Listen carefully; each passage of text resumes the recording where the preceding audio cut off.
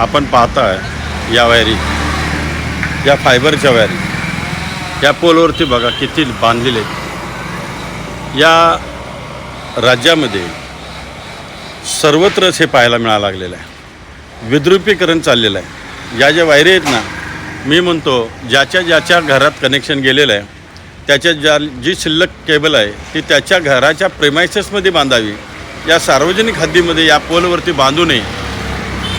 महाराष्ट्र राज्य विद्युत मंडळानं यानं नोटीस काढावी की आमच्या पोलवरती अशा केबल्स बांधू नयेत, त्यामुळं हे जे काही विद्रुपीकरण आहे ते थांबणार आहे। आणि महानगरपालिकेच्या सुद्धा अधिकाऱ्यांनी संबंधित केबलधारकांना किंवा त्या कंपन्यांना नोटिसा काढाव्यात की ह्या केबल अशा पोलवरती बांधू नयेत, जेणेकरून हे विद्रुपीकरण होणार नाही याची दक्षता घेणं गरजेचं आहे, कारण ते खूप प्रमाणात वाढा लागलेलं आहे। धन्यवाद।